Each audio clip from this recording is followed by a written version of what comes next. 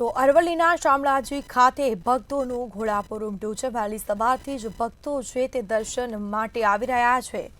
અરવલ્લીના શામળાજી ખાતે ભક્તોનું કીડિયારું ભરાયું હોય તેવું સામે આવ્યું, કારણ કે કાર્તિકી પૂર્ણિમા છે આજે અને તે નિમિત્તે ભક્તો મંદિરે દર્શન કરવા માટે ઉમટી પડ્યા છે। વહેલી સવારથી ભક્તોની દર્શન માટે લાંબી કતાર જોવા મળી છે। શામળાજી ખાતે આજે શામળાજીના મેળાનો છેલ્લો દિવસ પણ છે, તો દિવસ દરમિયાન ભક્તો શામળિયાના દર્શન કરશે અને રાત્રે મેળાની મોજ માણશે।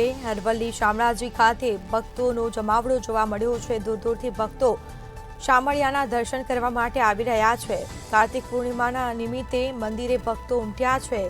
વહેલી સવારથી ભક્તોની દર્શન માટે લાંબી કતાર પણ જોવા મળી છે, તો દૂર દૂરથી ભક્તો આવી રહ્યા છે। શામળાજી ખાતે આજે શામળીજીના દર્શન કરવા માટે આવી રહ્યા છે અને મેળાનું પણ ખાસ આયોજન કરેલ છે, તો દિવસ દરમિયાન ભક્તો શામળિયાના દર્શન કરશે। તો અરવલ્લીના શામળાજી ખાતે ભક્તોનું ઘોડાપુર ઉમટ્યું। કાર્તિકી સુદ પૂનમ એટલે દેવ દિવાળી। દેવ દિવાળીના દિવસે અરવલ્લી જિલ્લાના યાત્રાધામ શામળાજી ખાતે વહેલી સવારથી ભક્તો જે છે તે દર્શન કરવા માટે પહોંચ્યા છે। ભગવાન શામળિયાના દર્શન કરવા માટે વહેલી સવારથી જે દર્શનાર્થીઓ છે તે લાંબી કતારોમાં જોવા મળી રહ્યા છે।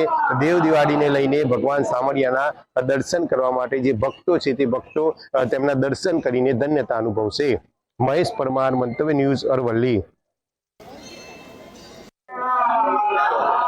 કાર્તિકી સુદ પૂનમ દેવ દિવાળીને લઈને યાત્રાધામ શામળાજી ખાતે ભગવાન શામળિયાના જે વિશેષ શણગાર છે તે શણગાર કરવામાં આવ્યા છે।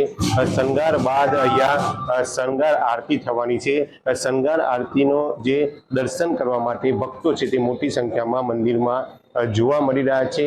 દેવ દિવાળીને લઈને વહેલી સવારથી ભક્તો મોટી સંખ્યામાં ભગવાન જે શામળિયા ઠાકર છે તેમના દર્શન કરવા માટે, કાળિયા ઠાકરના દર્શન કરવા માટે પહોંચ્યા છે અને શ્રદ્ધા અને આસ્થા સાથે તેમના દર્શન કરીને ધન્યતા અનુભવી રહ્યા છે।